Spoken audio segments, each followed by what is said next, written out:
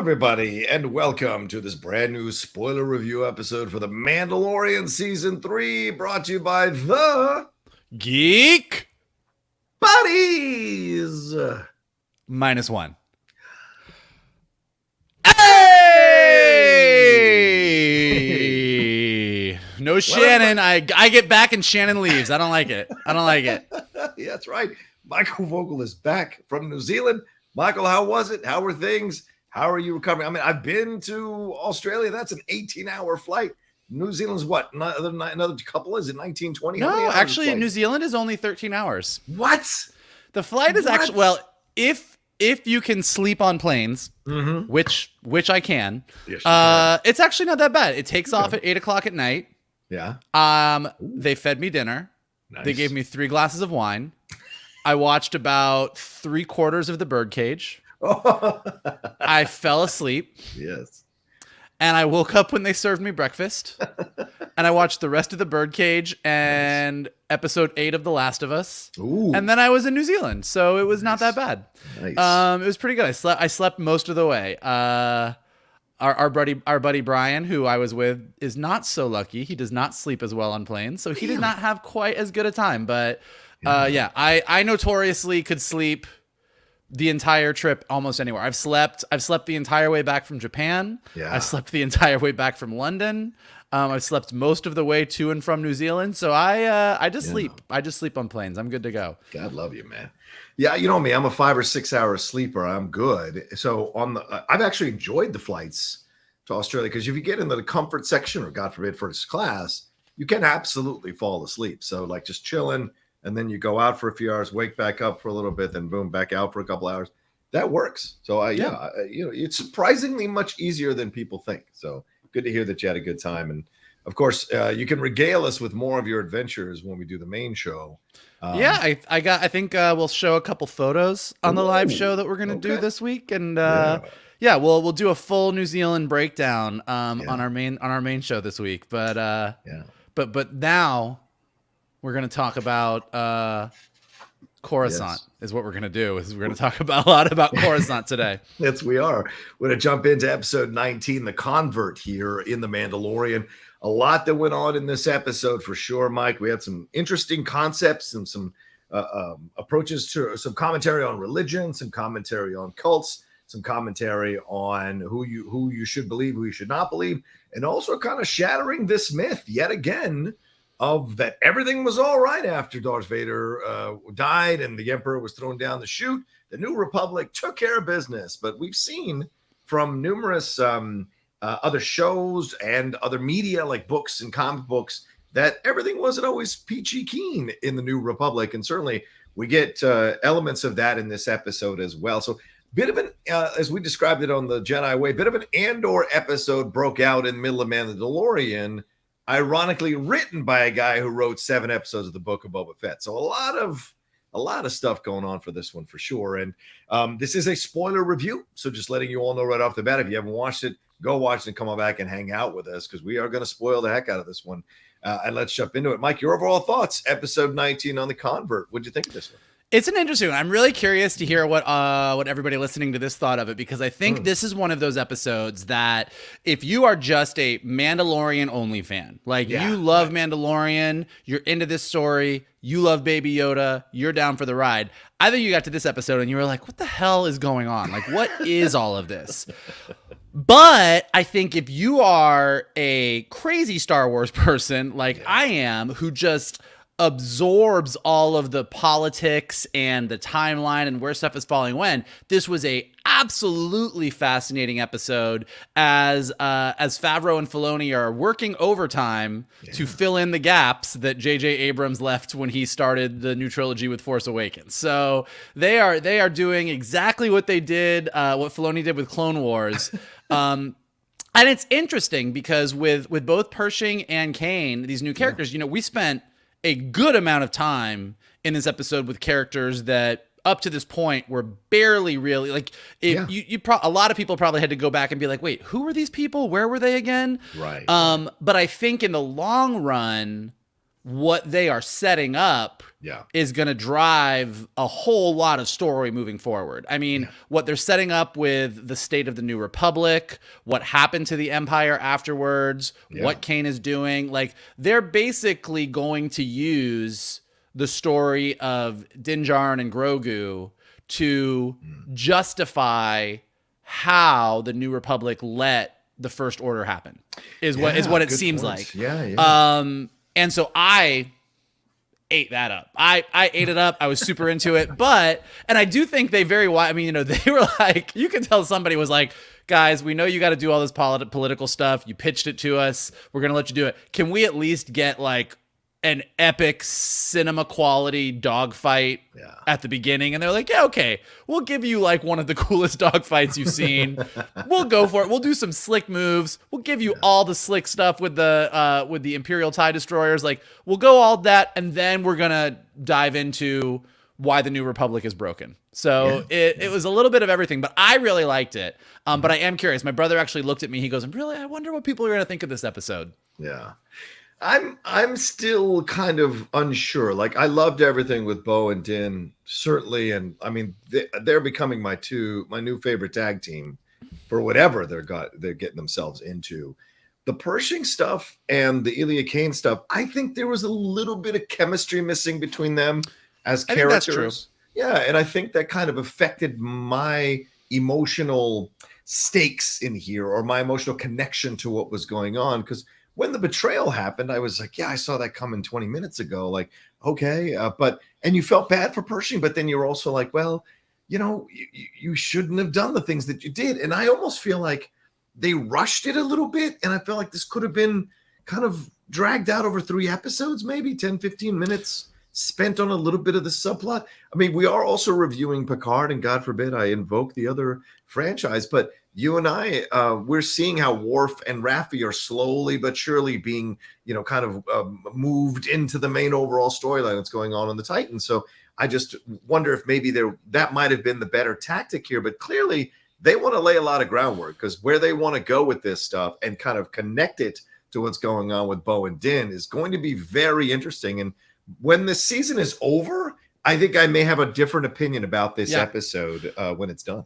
I think I thought this after the episode happened. Yeah. I think this episode, in the long, I don't agree with you about the lack of chemistry. First of all, okay. I think that's 100% dead on. I think that had these two had, no, I do. Yeah, no, I do. I think you are right. Like, I think had these two had better chemistry, and you really believed that Kane was like, yeah, like I'm going to help you out. Like, she, from the moment she sat there, you were like, yeah, you're still working for Moff Gideon. Yeah, totally. Yeah. You're still working for Moff Gideon. So nothing was necessarily a surprise. Right. That being said, I do think that it reminded me of like the very first Clone Wars episode where there was like no Jedi. It was just a bunch of clones. And you were kind of like, I mean, okay, like this episode was fine, but like this, I came for Anakin. I came for Obi-Wan. Like, give me the Jedi. Like, why are we just focusing on the clones? Now, of course, in retrospect, every one of those clones episodes is just like, oh my God, you made me care about the clones. This is amazing.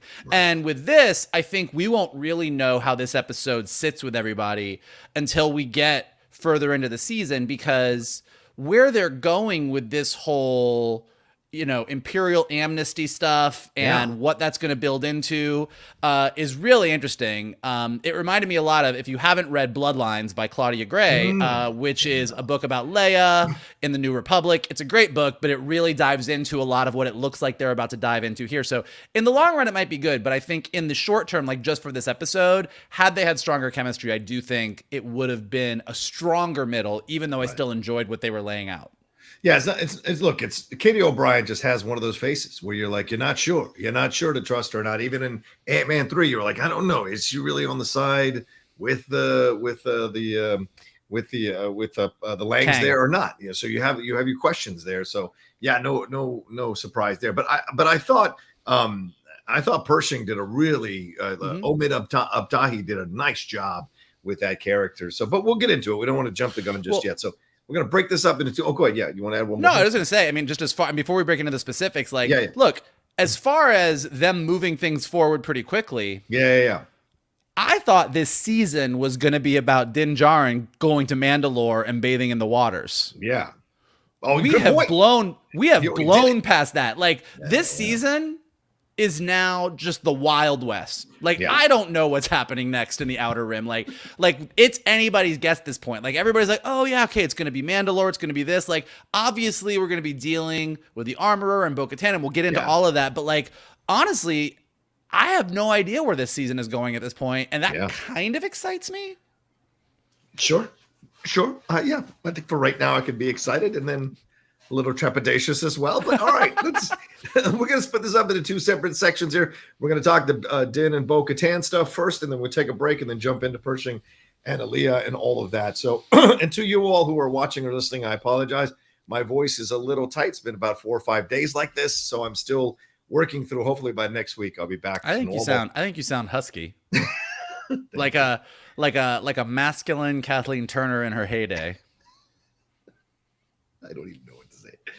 Joan Wilder. Anyway, all right. So we start out the episode with Mando coming out of the drowning from the last episode. We see Bo-Katan sitting there waiting for him to come out of it. She hasn't taken off her helmet.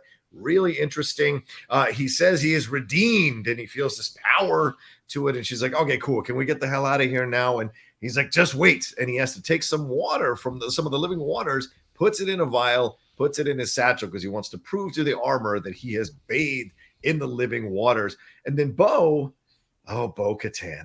Bo and her mysteries. Wants to know if, did you see anything when you were down there? Anything alive or anything like that? And Din's like, no, man, I didn't see anything. What are you talking about? I was like, oh, nothing at all. And then they just move on from this. So Bo already with her machinations and her plans, but they head out immediately and they are attacked as they're leaving here by some TIE interceptors and TIE fighters. And a badass space battle ensues here that Michael was referencing to earlier. Mando does a Mandalorian when they get back to Bo-Katan's planet there, does a Mission Impossible rather, and jumps out of there, lands on the N1, just escapes in time. And then we have this awesome aerial battle sequence that goes on, some kick-ass moves, some fantastic job by the VFX people showing the ripples on the water and stuff to make it feel so realistic, like you're actually watching these vehicles in real time do the things, these ships rather doing the things that they're doing. Is pretty badass. And they end up killing all the TIE fighters, TIE interceptors there. But before they do, we see Mando do a 1989 Batman move, and then we see Bo-Katan do this awesome move with her wing and spin around the 180 and take out the last TIE interceptor. But as they're celebrating their victory for a few seconds, we see these explosions and they have bombed out Bo-Katan's castle, which she was sitting so proudly in just an episode or two ago. Mando makes a reference to Imperial warlords, that she might have pissed them off or whatever. And then she wants to destroy the ships that destroyed her castle. But Mando sees all these other ships coming to come after them. So Mando has them jump to some place to avoid those TIE interceptors and fighters. And where does he jump them to? Jumps her to the armor and the cult that's there on the planet there. Paz Vizsla, they land. Paz Vizsla greets them, says they're apostates, that they're not allowed in. And Mando says, no, I have bathed in the living waters. And Paz is like, that's impossible. No, I've done it. Let me show you. Let him in. The armor is there. She greets them. Makes almost no kind of like shock response to Bo-Katan being there. Like nothing rattles the armor. She's so chill. He says, I bathe in living water. She said, it can't be true. He gives her the vial. She pours the vial in. Magic happens. And she's like, okay, you have been redeemed. Welcome back. And Bo-Katan, if you haven't taken your helmet off, all right, you get to stay as well. You're part of the crew. And then everybody glad hands each other, walking in a circle. And now Bo-Katan, who had been just recently homeless, familyless, night owlless, and peopleless, is now a part, in essence, of this clan of Mandalore here that the Mandalorian was a part of. So, Mike, a lot of interesting things happen, certainly space battles and all that, but also what's going to happen with Bo and Din? What's the armorer's role in all this? And Paz Vizsla, I don't trust that guy as far as I can throw it. So what are your thoughts on this storyline here in this episode? First of all, I just like the whole opening action sequence was just fantastic. I mean, It's like I said in the first episode of Star Wars, like it's something that Andor was kind of really grounding us in reality. Yeah. And it definitely had its share of action, but it took its time. And that's what some people didn't like about Andor. I know that you and I both really did like that about Andor. Yeah. But this just gives you that old school Star Wars dogfight. Like I'm a 5-year-old watching this and my like eyes are as big as saucers. Like it was just, and also we haven't really seen TIE fighters in a while. Yeah. Right. Exactly. Not like in both storylines here, the Bo-Katan and Din storyline, and then the Coruscant storyline, like the Empire is more present than it's been. I mean, we had Moff Gideon, we had him in his season 1 thing, but seeing this number of TIE fighters all fly in from somewhere, she talks about the fact that, there's still some Imperial warlords out there. Yeah. She's pissed them off, but then Din's like, this is way more than that. Like, this isn't you pissed off some guy. Like, this is a full-on attack. Yeah. So it kind of does open up this mystery of what exactly is going on. And it does sort of remind us that at this point in Star Wars, kind of to your point, John, about not everything was perfect after the Death Star exploded. Yeah. The Death Star exploded. The New Republic, led by Mon Mothma, as we soon find out in the other storyline, there was a bunch of people working for the Empire. The New Republic wasn't like, we're just going to execute everybody. So they had to do something. So they kind of come up with this peace treaty where they agree to sort of disarm a lot of their alliance weapons and ships, which is mentioned later on, and let a lot of the Imperial people sort of rehabilitate themselves. And then there's a lot of Imperial people out there still causing problems in the Outer Rim, which is what we're seeing right now. So interesting stuff to set up. Awesome fight. Every time I see Bo-Katan's ship in real life, this that just came right out of the Clone Wars, like it just makes me happy. And then Mando jumping out of the ship and like hitting the ground, jumping in his ship and joining the fray. Like it was just, Shannon's not here to gush about the amazingness of the action sequence, so I will do it for him and say this action sequence was absolutely spectacular. Yeah. Like even if you didn't like all the politics Coruscant stuff after this still almost makes the episode because it was that much fun. Yeah. Agreed. Now getting to the armor, let's back up a little bit. Okay. Bo-Katan is so interesting. I mean, because so let's just track Bo-Katan very, very briefly from like when she first appeared. Yeah. Bo-Katan's sister brought peace to Mandalore. Yes. And Bo-Katan was so pissed about it that she went and joined Death Watch to be a terrorist against her sister. Yeah. Then when Darth Maul took over Death Watch and killed her sister, she was like, oh, I guess I chose the wrong side, switched over and went and got Ahsoka and said, can you help me get Darth Maul off my planet? Which she did. Yeah. Then Bo-Katan tried to lead things and it all went to shit. The Empire bombed out Mandalore. Yep. Sabine Wren finds the Darksaber, decides to give it to Bo-Katan so that Bo-Katan could unite everybody. That leads to the Night of Tears, where the Empire just absolutely destroys everything, and Moff Gideon gets the Darksaber. Yeah. Then Bo-Katan goes around trying to get the Darksaber, doesn't get it, is pissed at Din Djarin, goes and sits in her chair for about 1.5 years waiting for him to show up. And now is seemingly joining up with the cult that she was previously against. So basically, it's a good thing KATee Sackhoff is so good at this role and is so likable, because otherwise I don't think we would like, but like she makes me love Bo-Katan, even though I'm like, Bo-Katan, I can't trust you. No.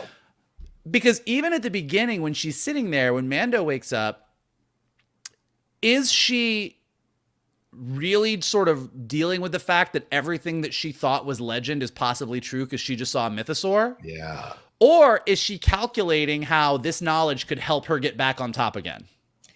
That's where I default to, because Bo is built to lead. Some people believe in their heart of hearts that they are built to lead. No matter how much they fail, no matter how many times they get pushed back from that spot, they just believe it. And Bo has always tried to side with the side that she thinks is going to put her in power at some point. And so I think she's absolutely, like, I saw some people writing the reviews and they were like, oh, she's questioning herself. And I was like, bullshit. That's not how Bo works, in my opinion. It's my opinion.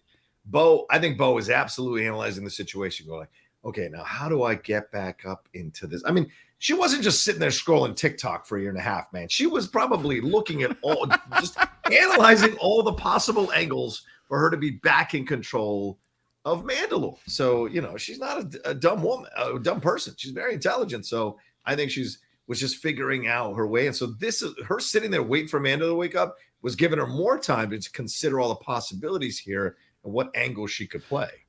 It could be. I honestly don't know what they're doing. By the way, either. Yeah. No, and I honestly don't. I think it's a little bit of column A, a little bit of column B. Like, okay. I think seeing that mythosaur has to affect you pretty hard. Right, like, it probably rattles you a little bit. Yeah, for sure. But the fact that she didn't say to Din, "Hey, mythosaur," like the fact that she's keeping it close to the vest is very interesting. But then also like putting her in with the armorer and everybody, the armorer better be watching her back. Oh, totally. Bo-Katan, don't let Bo-Katan in there because Bo-Katan's going to take, like, I really hope we get an armorer versus Bo-Katan situation. And it's hard. That fight has to happen. And it's hard because the armorer hasn't done anything bad. What? In 3 seasons, really? Like, okay. I mean, sure, she's told Din, leader, man. What do you mean she hasn't done anything? Well, no, bad? This is my point. Like, that's what I was gonna say. Like, what I was gonna say is she hasn't done anything on the nose. Like, you're not a villain. You just lead this weird, creepy cult where you don't think you can take your helmet off, which is pretty stupid. Like, we're all like, this is a pretty dumb rule, but they're very strict about it. So she definitely runs a cult, but she hasn't like killed anybody, or she's not like, hey, Din Djarin, go bathe in somebody's blood. Like, she's like, okay, go take a bath on Mandalore and I'll let you back in. Like, it's pretty chill. Just don't take your helmet off. And so, but Bo-Katan, I definitely don't trust her, but I also kind of want Bo-Katan to take over. Like, I don't know. Like, I'm very conflicted. Conflicted, but I do think this whole power struggle of, you know, Bo and then all of her people that are now just running around the galaxy as mercenaries, and this whole crew, because like also is it Paz Vizsla? I can't get all my Vizsla. It's Paz Vizsla. Like, I don't trust him either. Oh, hell no. I know his ancestor was Tar Vizsla and made the Darksaber and the whole thing, but I think you got Paz Vizsla thinking that he should have the Darksaber by rights of his heritage. I think you got Bo-Katan, who just wants that Darksaber so she can rule. You got Din Djarin, who has the Darksaber, and you've got the armorer who's just sitting there just as chill as a cucumber, just like telling everybody what's what. So I think it's all going to be really interesting, and I have absolutely no idea where it's going to go. Yeah. There's a lot of things that are going to be put in play here that I think are going to be fun to watch over the next few episodes. Because you're right. I mean, you look at Bo-Katan, she has this information, and this information could upset the cult because, according to the cult, the first ever Mandalore killed that mythosaur. And so that skull that's hanging there, or the symbol that's hanging there, is in essence a reference to that mythosaur. Well, but that mythosaur is still alive, isn't it? There's even more. No, there's even more. Yeah. In the Lost Mandalorian episodes, aka Book of Boba Fett, the armorer actually says that there is a legend that the mythosaur will rise up again and lead the Mandalores to glory, which seemed like a dumb thing because there's no more mythosaurs, but now there is a mythosaur. So is this thing going to rise up and lead them? Like, are the legends true? I mean, and this is like classic Star Wars hero's journey, you know, prophecy, all this, like, you know, Anakin Skywalker, Qui-Gon was pretty clear that he was the one who was prophesized to bring balance to the Force. And now we're over here with like Din Djarin with the Darksaber and this mythosaur that may be rising up. So again, it's like, it's sort of taking the very practical Bo-Katan, who is like, I don't believe in legends and myths. I just believe in what's what. And the armorer, who we've been the whole time like, she's a crazy cult leader, but she seems to be more right than wrong right now. So I don't know. Maybe I'm going to start wearing a helmet every day. Well, listen, the last place you want to be is in between two alpha females seeking power. That's the last place you want to be, man. So I'm wondering how Din is going to navigate this, because certainly his budding friendship with Bo, even though they fought for that Darksaber, there's a real strong mutual respect. I mean, they're back and forth. This is the way thing when she talks about her dad. That was pretty powerful. And so even Grogu try saying this is the way in the ship was really cute. but that was a powerful moment. There's respect. And so, and then you look at the armor has essentially saved Din Djarin. So how hard will it be for him to deprogram himself from this cult? All these kind of like overseeing or pseudo mother father figure stuff is going to be real tough for him to untangle. So this is going to be a very interesting line that he is going to walk, as well as Bo-Katan and the armor. Are they going to come together, or are they going to be opposite of each other? And you're right, Paz Vizsla, I haven't trusted him since he fought him for the Darksaber. Paz Vizsla could be in cahoots with the armor, and the armor, just like Bo-Katan, sensing that Paz Vizsla, who has the heritage all the way back to the first clan, is putting all her ducks in the row with him, and maybe backing him to take over Mandalore, and her, in essence, being the right-hand person who is enacting all her cult across the entire planet. Well, so it's a lot of ways this thing can go.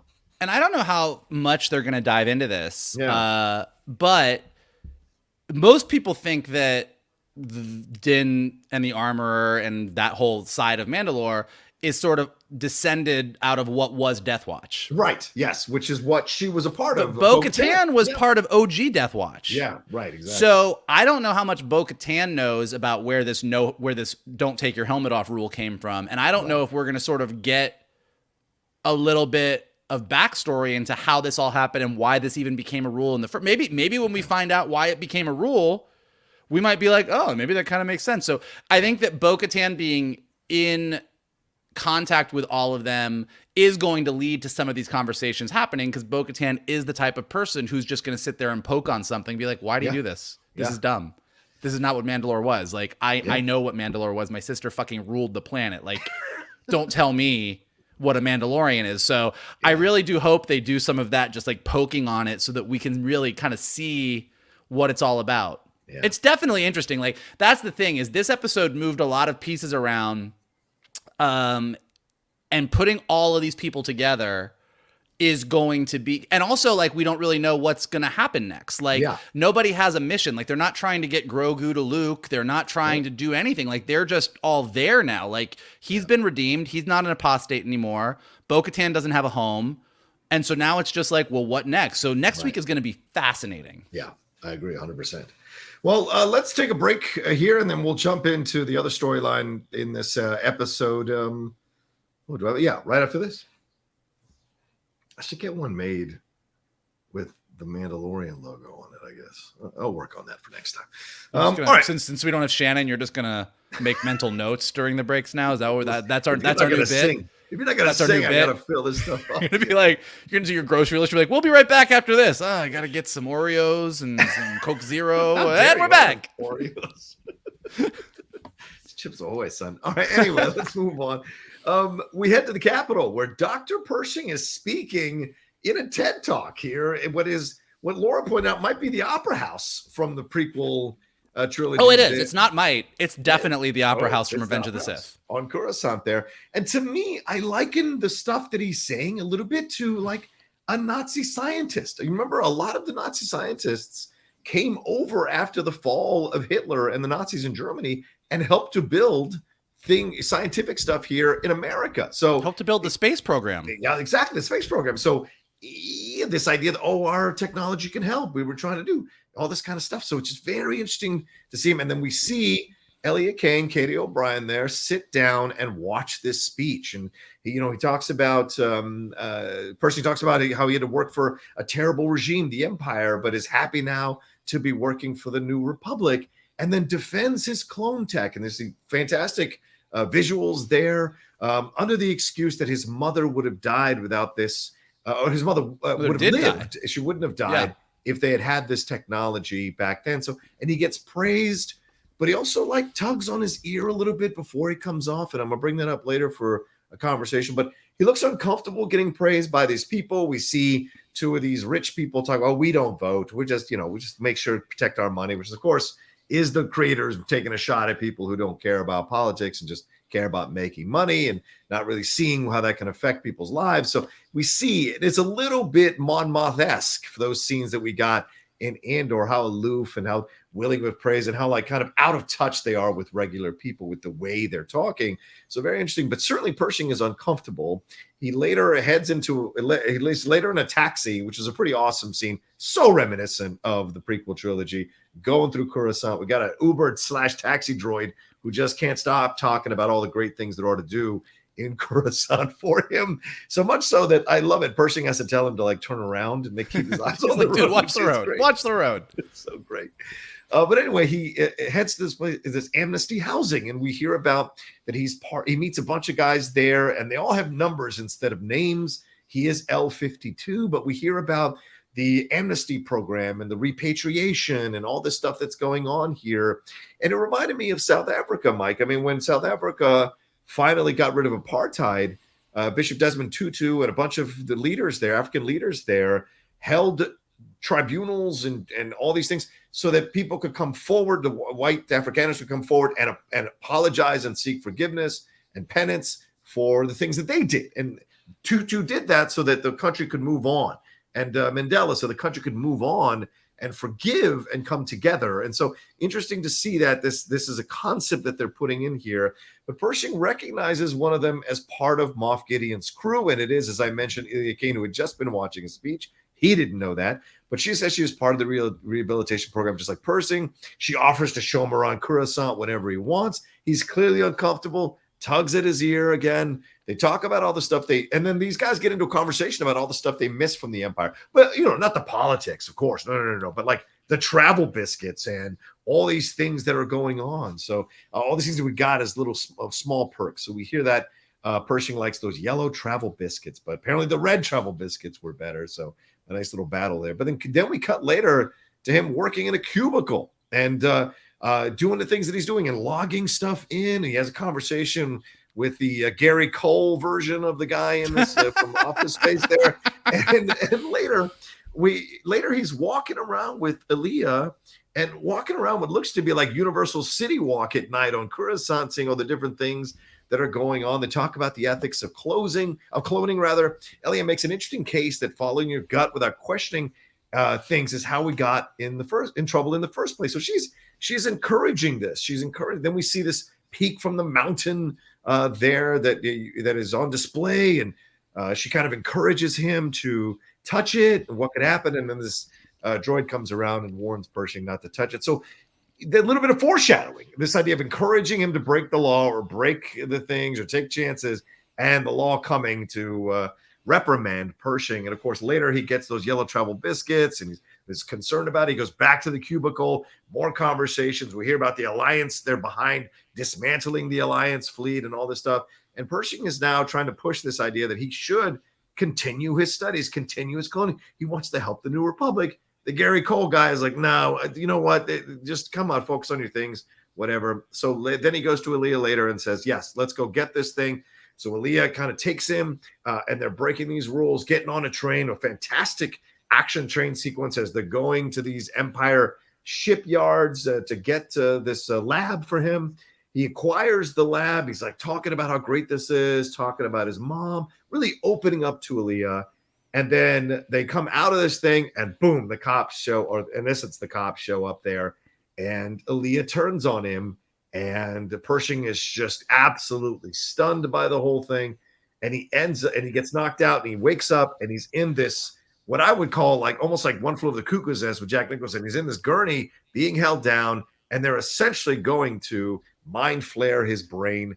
And we have a Mon Calamari there having a fun back and forth with Pershing as Pershing is trying to protest his innocence, claim that she set him up, say all these things. And he's like, no, it's cool. It's just, you're going to see bright colors. It's totally fine. You're going to be fine. It's not a big deal. And Pershing knows what this actually means. And then Elia, who is watching, has an interesting back and forth with one of the guys there who's like giving her all kinds of love, saying, we need people like you in the New Republic. You do such great work. And she asks if she can stay and watch for a little bit just to make sure he's okay. Pershing is. And the guy leaves her alone. And when he does, she turns it up all the way up into the red zone, essentially almost mind wiping him, probably almost regressing him to being an infant in his brain. So, and that's how the episode ends. So, Michael, this is a dark stuff going on here between Elia and Pershing. And what it all leads to is, in essence, a complete wiping out of his brain. So what were your thoughts about this entire storyline here, the main storyline, arguably, in this episode? I mean, I think, like I said, it's one of those things that, like, to your point, I think it would have worked better had they had a little bit more chemistry with each other. Yeah. But that being said, there was still so much. I mean, it was gorgeous. Yeah. True. You know, just seeing obviously in Andor, we saw a lot of Coruscant, but we saw a lot of Coruscant under the Empire's rule. Yeah. And this is kind of the first time that we've seen. It's in the books. It's been mentioned and stuff, but this is the first time that we've seen Coruscant, the new Coruscant, under the New Republic. Yeah. Like, you know, you said it's the capital. It's actually not the capital anymore. No, Chandrila is the capital. Right. Chandrila is the new capital of the New Republic, because they weren't going to make Coruscant the capital of the New Republic because of all of the stuff that happened with the Empire. But it is still a ginormous city planet, and it is still sort of the center of the galaxy, more or less, not physically but spiritually. And to your point, it's where all the rich people are who didn't really ever have to deal with anything anyway. So it's really interesting to see all of that play out now, and definitely ties in a lot, like you said, to what we saw in Andor. So seeing Mon Mothma throw those fantastic parties with all those people that kind of were like, oh, what is Palpatine doing? I guess it's okay. He's just trying to keep us safe. And now you see all these people outside the Opera House like, we're so happy you're part of the Republic now. I don't even know who's in charge anymore. Like, it's, you know, you really are. What they're really setting up here, which is very interesting, is that the New Republic doesn't really work. The New Republic collapses, and we're seeing the beginnings a lot of the reason why in two very specific ways. Like, so one thing, if you do read this book, Bloodlines, what you find out is the New Republic kind of forms, and this all kind of makes sense towards Kane's story and kind of what's happening with her, is that the New Republic kind of forms two separate sides to their government. There's the populists and the centrists. And the populists are the people that are like, hey, this whole everybody has to be in one room agreeing and somebody could take over because it's all just one power structure. We shouldn't do that. We should have all planets should kind of be doing their own thing, and we should all just sort of loosely be together talking about stuff, but not have one central rule, because that's what happened with the Empire. And the centrists are all like, no, that's chaos. We should all have one centralized rule. Not surprisingly, a lot of these imperial officers that get amnesty end up on the centrist side of the government. Not surprisingly, a lot of the people that turn into the First Order are in the New Republic on the centrist side of the government. So the centrist side of the government is sort of where a lot of the First Order kind of develops as they're secretly doing all the stuff that they're doing far out on the edges of space.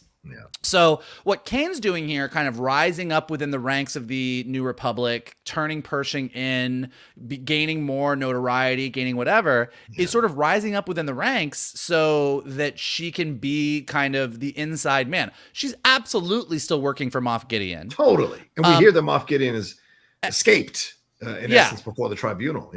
So, you know, so you're really seeing the beginnings of how the remnants of the Empire were able to sort of do what they did to get to Force Awakens. Because, look, I really enjoyed Force Awakens when it came out, but the entire idea that the First Order was as powerful as it was and had made all of these giant strides, had Starkiller Base, and were ready to blow up the New Republic, seemed like how did they let this happen? Well, Filoni and Favreau are clearly aiming to use Mandalorian and maybe Ahsoka and whatever else they're planning to show us exactly how that happens, so that it's all going to make sense. So it's really interesting kind of watching all that. And then the other piece is you see that the New Republic has as much red tape as the Empire did. Like when we watch Cyril in Andor in his little box working for the Empire, and you're like, wow, that's dehumanizing. And now we watch Pershing in his little box working for the New Republic saying, hey, you know, like we shouldn't get rid of this stuff. It's really valuable. And like, sorry, above my pay grade. We're really behind. Can you just go ahead and do your work? Thank you so much. Like, they're nicer than the Empire. Yeah, sure. They smile when they're saying it, but it looks like it's the same thing. Like it's almost interchangeable. So that's really, really interesting. And then, like they said, you know, you mentioned it too, but like pulling back on the alliances, they're dismantling all the alliances ships too, because the Rebel Alliance was basically an army. it needed to be to fight the Empire. But now that there's nobody to fight anymore, all the planets are like, yeah, this kind of, we don't like big armies of ships. We've had like 25 years of like some shit. So could you just not have those ships? And they're like, yeah, okay, that makes sense. I guess we're done with the war. And so you kind of see how the New Republic, and that, by the way, is part of the reason that Leia peels off and goes, y'all are fucking crazy. I'm gonna go get some ships because some shit's gonna go down. Like that. Yeah, so like all of the stuff that's happening here in this episode, they're cramming it full of all the stuff that are the very beginnings of the things that's gonna lead to where we end up in Force Awakens. So that's all really fascinating. Yeah. Pershing, you know, it's a compelling story. Like, I think he's sincere. Like, he was doing work. He was a scientist. He was doing work for the Empire. He knew it wasn't great. I think he believed that Moff Gideon wanted a force-sensitive individual with a high M count, midi-chlorian count, for his own purposes, not really knowing the bigger Palpatine somehow returned plan.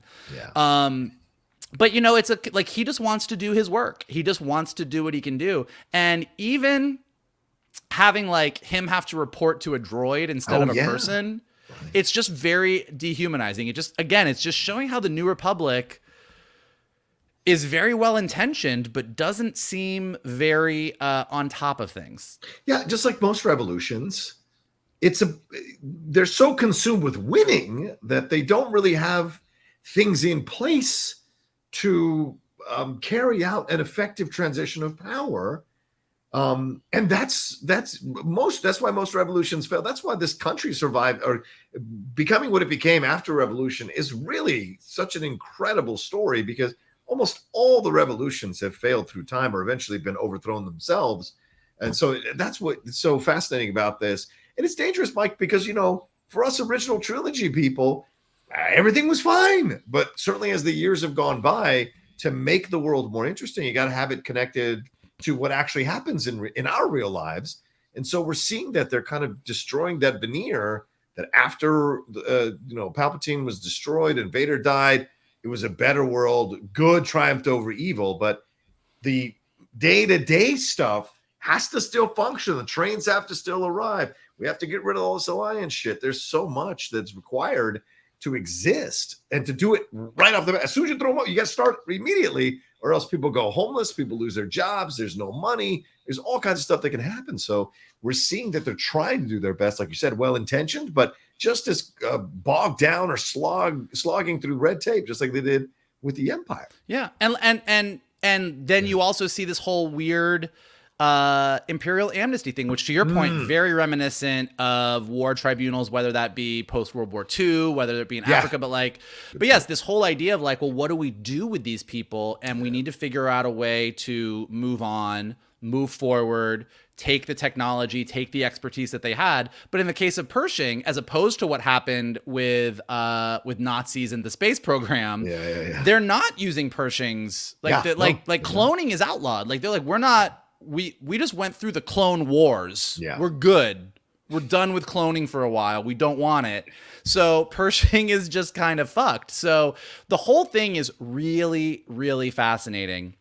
And, just seeing, but just from a nerd standpoint, just seeing Coruscant in that sort of prequel era, it looks so, it was so lovely. Even like the whole, like them at the carnival, like to your point, it's Monument Plaza is the name of the place, which is kind of cool. It's if you've read the High Republic books, Monument Plaza is in Light of the Jedi. It was in episodes of the Clone Wars. But because Coruscant is an entire city of planets, like they say in the episode, the planet is one giant city that just keeps getting built and built and built and built. That peak is literally the highest mountain peak on the planet. And it's the only natural part of the planet that you can still see, which is pretty neat. I just think it kind of just speaks to the Coruscant of it all.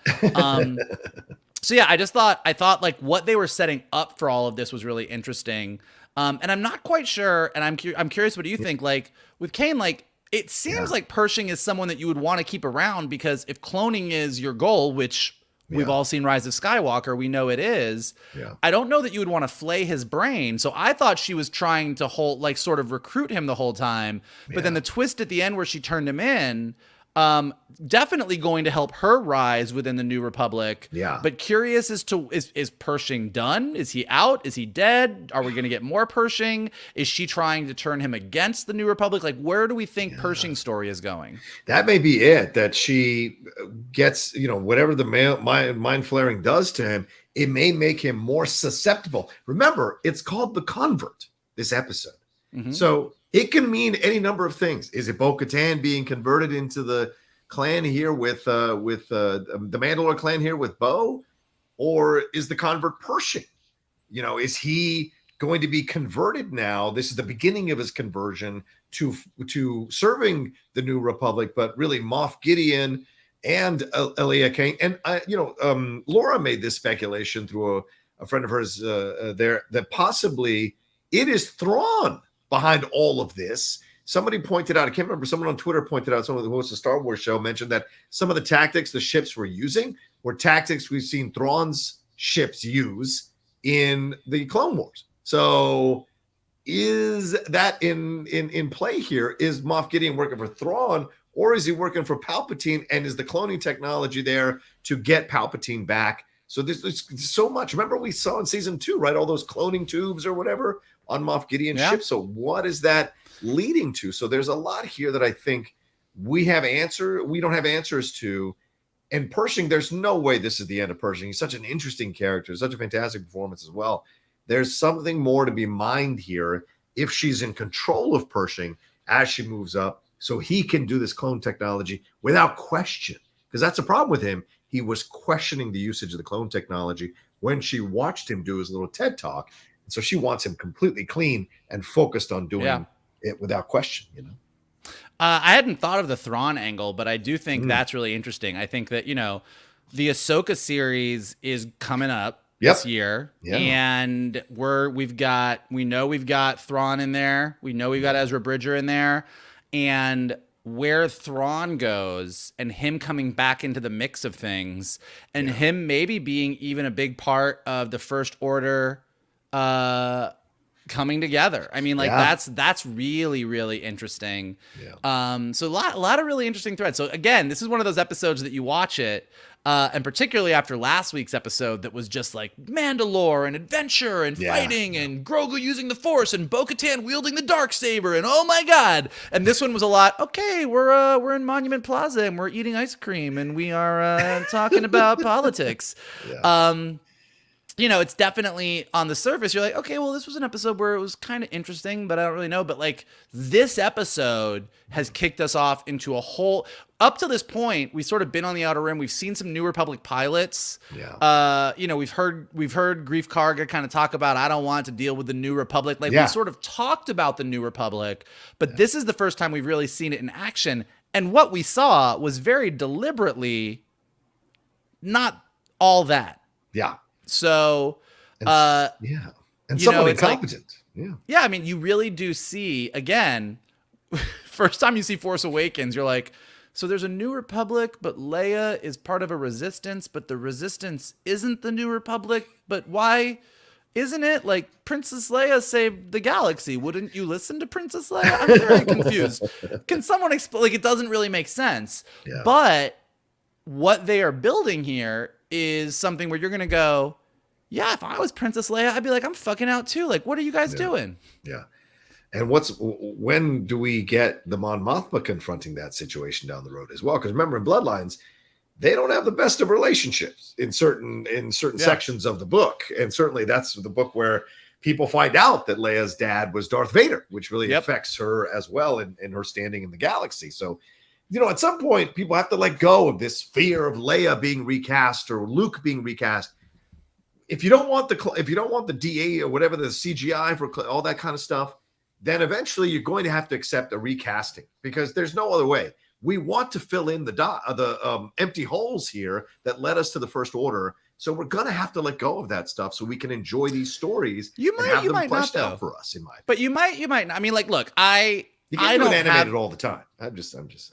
No. You could do a lot of animated though. Don't you talk down on animation. You're literally talking to an animation guy. I'm not talking it down. I'm saying it can't always be the default. No. You're right. But what I do think is in the same way, let me put it to you a different way. In the same way that I think Filoni said this. Filoni or Favreau said this in an interview recently. I forget which one said it, but somebody asked about like why isn't Grogu in the new trilogy, or like where is he, or like there's this like, oh well, does that mean that Din Djarin and Bo-Katan and Grogu die before? And he was like, no, he's like, the galaxy's really big, and he was very cagey, but he's like, there might have been reasons why they were somewhere else when all this was going on. So basically saying that we could very easily get to the timeline post Rise of Skywalker, and Ahsoka, Grogu, Din, Bo, whoever are still around. But in the same way, I think that you can tell a really compelling story about how the New Republic isn't working through the eyes of the characters that we've met in Mandalorian, and you never actually really have to see Leia or Mon Mothma or Luke or Han. I mean, look, Luke is basically got his Jedi temple. True. He's got his Jedi temple. We know what's going to happen. He's going to have a bunch of people. He's going to get weird about his nephew and maybe kill him, maybe not. And then that all goes to shit. And then he goes off to Ahch-To. Han is like, I can't handle this shit, and goes back to his ways. And Leia's the only one that kind of sticks it out. She's the MVP of the original trilogy because she's the only one who goes down fighting. But like, you don't necessarily need Din Djarin and Bo-Katan to go to the New Republic and talk to Princess Leia to make everything make sense. You can tell a compelling story without really using them. Well, sure, you could. But I know people lost their shit when Luke showed up on Book of Boba Fett. So I mean, I'm just saying. It's a better approach, in my opinion. Any final words? Oh, and we should say Lee Isaac Chung directed this episode, who directed Minari. As I've said with just about every episode or every director of The Mandalorian, please get them a film. I mean, the battle sequences alone, plus the political intrigue combo, this was an interesting episode. I'm slowly coming around on this episode a little bit more as we talk about it. So, I mean, I would be quite happy to hand Lee Isaac Chung a film down the road in the Star Wars universe. I think he did a fantastic job in this episode. I think they put together a really great team in front of the camera and behind the camera for Mandalorian for the most part. And I think that just like Clone Wars proved, just like Rebels has proved, Mandalorian is doing it. I have every confidence that Ahsoka is going to do it. Bad Batch does it in the episodes that are good. But it basically, like, this is mainline Star Wars now. Like, this is, and the directors that are coming on and doing Mandalorian with Favreau, with Filoni, with the whole team, like, they're getting a crash course in, like, this is how you Star Wars. Yeah. And so they get it. They get the vibe. They get the feel, because Filoni's been doing this with all of his directors and his entire creative team on the animated shows too. Like, there's just a sense of how George Lucas framed things up, the story George Lucas wanted to tell, that like, this just feels right in a way that Book of Boba Fett didn't, in a not great way, and in a way that Andor didn't, but in a really positive way.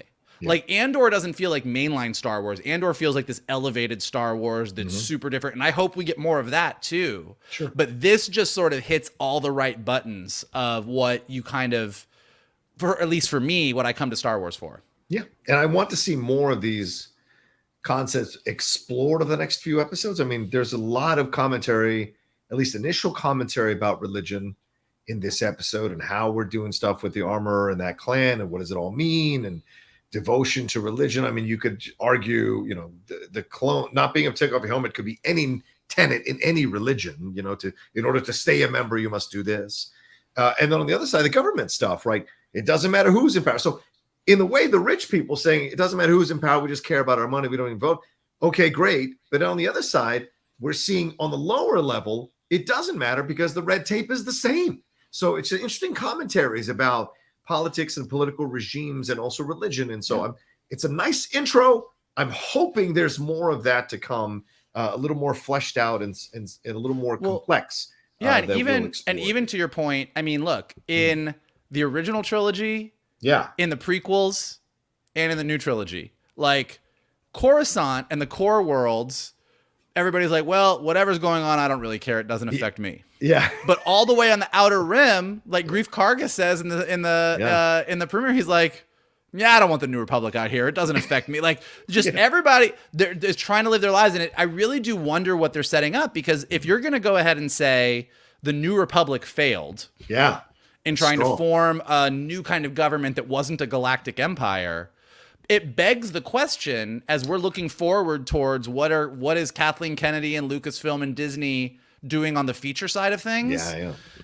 You know, you've got two really big questions that, especially if you read the High Republic as well, like from the High Republic all the way through all Star Wars to Rise of Skywalker, there's two questions, which is, well, what should the government of an entire galaxy be? Yeah.